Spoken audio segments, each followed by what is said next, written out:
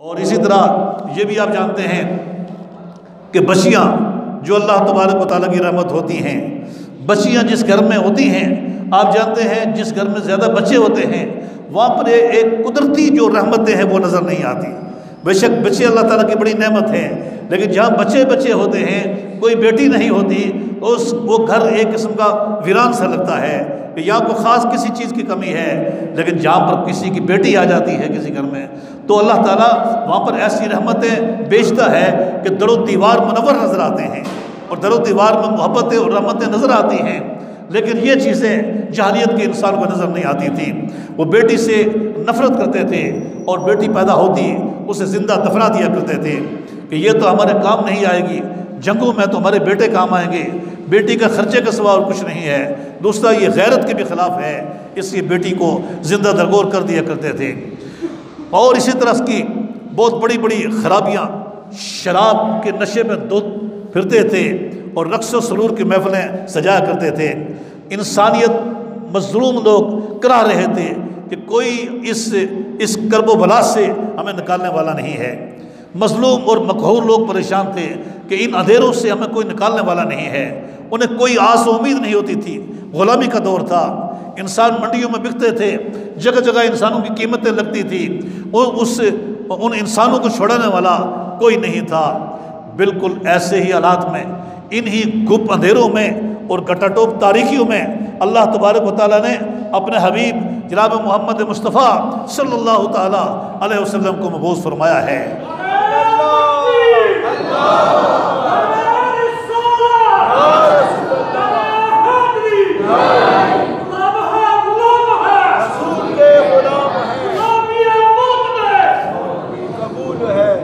آپ نے لوگوں کو جینے کا طریقہ سکھایا ہے، آپ نے لوگوں کو انسانیت کے آداب سکھائے ہیں، آپ نے لوگوں کو بتایا کہ آپ کو پیدا کیوں کیا گیا ہے، آپ نے لوگوں کو بتایا ہے کہ آپ کی کیا کیا ذمہ داریاں ہیں، آپ پر دوسرے لوگوں کے حقوق کیا کیا ہیں، آپ کے فرائض کیا کیا ہیں، آپ نے ساری چیزیں بتائی ہیں۔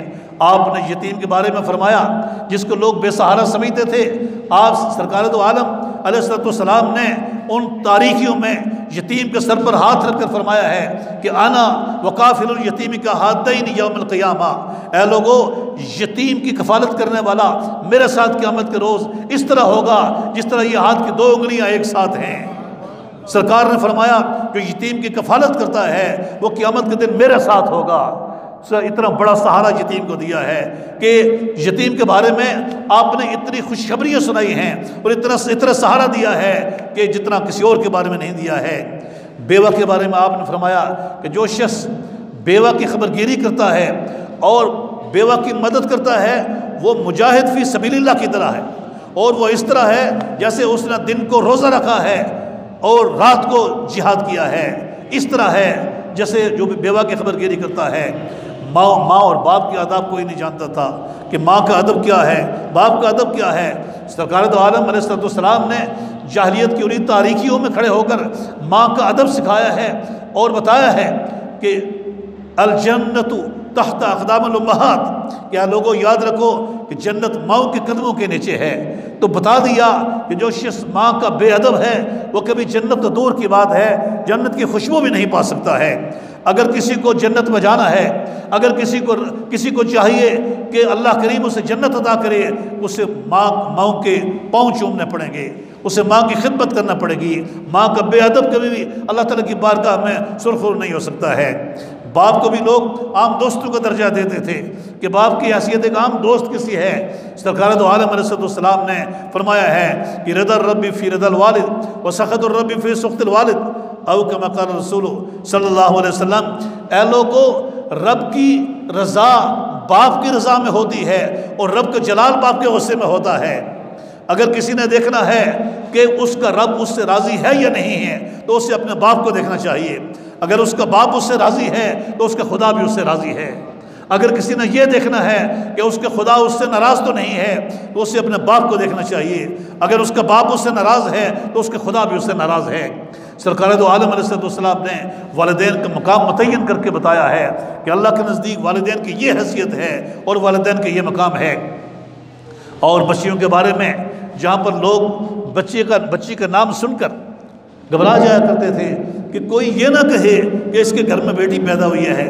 بڑے تلخ واقعات بھی ہیں، ہمارے پاس اتنا زیادہ وقت نہیں ہے، ورنہ میں بتاتا کہ بچیوں کے ساتھ وہ کس طرح ظلم کرتے تھے اور انہیں کس طرح زندہ درگور کرتے تھے۔ اور ایک صحابی تھے، وہ ان کے گھر میں بچی پیدا ہوئی، ان کی اہلیہ نے بتایا نہیں ان کو، اور ایک عرصے کے بعد بچی بڑی ہوئی تو انہوں نے کہا یہ کسی اور کی بچی ہے۔ گھر میں آ کر وہ کھیلنے لگی، اس سے مانوس ہو گئے، بہت خوش ہو گئے، اس سے کھیلنے لگے۔ تو اہلیہ نے سمجھا کہ اب یہ مانوس ہو گئے، ان کو بتا ہی دیں گے یہ ہماری بیٹی ہے، تو ان کو بتا دیا کہ یہ ہماری بیٹی تھی اور اس کو کسی دوسری جگہ رکھا ہوا تھا، اب یہ بڑی ہوئی ہے۔ تو باپ کو بتایا کہ جناب یہ ہماری بیٹی ہے۔ تو جس باپ کے چہرے پر ہر وقت خوشیاں رہتی تھیں، جو باپ بیٹی کو دیکھ کر ہر وقت مسکرایا کرتا تھا، جب اس کو یہ معلوم ہوا کہ یہ ہماری بیٹی ہے تو جاہلیت کا جن اس کے سر پر سوار ہو گیا، ایک دم رونت میں آ گیا اور نفرت میں آ گیا کہ یہ کیسے ہو سکتا ہے کہ ہمارے گھر میں کوئی بیٹی ہو۔ اور وہ اس طرح بیٹی کو ایک دن لے گیا، اچھے کپڑے پہنا کر، اور سیر کے لیے چلتے ہیں۔ بیٹی اپنے باپ کے ساتھ سیر کے لیے جا رہی ہے۔ آج آپ دیکھیں نا، جب آپ بچوں کو کہیں باہر لے جاتے ہیں کہ گھومنے پھرنے کے لیے چلتے ہیں تو بچی اور بچے کتنا خوش ہوتے ہیں، اور وہ بچی کس طرح خوش ہو کر اپنے باپ کے ساتھ جا رہی تھی، لیکن ایک کنویں کے قریب جا کر اس نے بیٹی کو اٹھایا اور اس طرح اس نے بیٹی کو کنویں میں ڈالا۔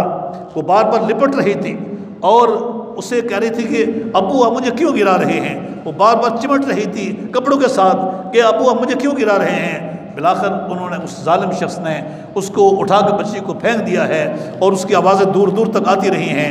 جب وہ واپس گیا اس کی آوازیں آتی رہی ہیں۔ یہ ایک ایسا ہولناک واقعہ ہے کہ آج بھی جب ہم یہ واقعہ سنتے ہیں تو ہماری آنکھوں سے آنسو بہنے لگتے ہیں۔ جب یہی صحابی بعد میں مسلمان ہوئے تو سرکار دو عالم علیہ السلام کے سامنے حاضر ہو گئے، یا رسول اللہ صلی اللہ تعالیٰ علیہ وسلم، میں مسلمان ہو گیا ہوں لیکن مجھے معلوم نہیں کہ میری بخشش ہوگی یا نہیں، اس لیے کہ میں نے یہ ظلم کیا ہے۔ رسول اللہ علیہ السلام نے یہ واقعہ بار بار سنا ہے کہ بار بار سنا مجھے۔ جو وہ یہ واقعہ سناتے گئے، سرکار دو عالم علیہ السلام اتنے روئے ہیں، آپ کی آنکھوں سے اتنے آنسو بہے ہیں کہ آپ کی داڑھی مبارک تر بتر ہو گئی، آپ کے کپڑے اس سے بھیگ گئے ہیں کہ یہ کیا ہوا۔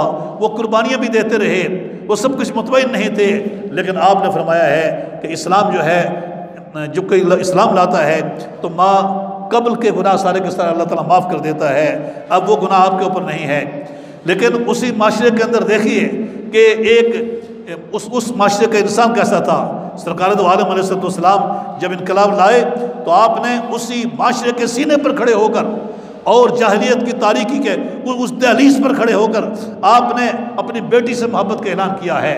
شرق و غرب کے آقا رحمت للعالمین محمد رسول اللہ صلی اللہ تعالیٰ علیہ وسلم نے اپنی بیٹی کے بارے میں فرمایا ہے کہ لوگوں یاد رکھو کہ فاطمہ تو بضعۃ منی یریبنی ما رابہا ویؤذینی ما آذاہا، او کما قال رسول صلی اللہ علیہ وسلم کہ یہ میری بیٹی میرے جسم کا حصہ ہے، جو چیز فاطمہ کو خوش کرتی ہے وہ مجھے خوش کرتی ہے، جو فاطمہ کو پریشان کرتی ہے وہ مجھے پریشان کرتی ہے۔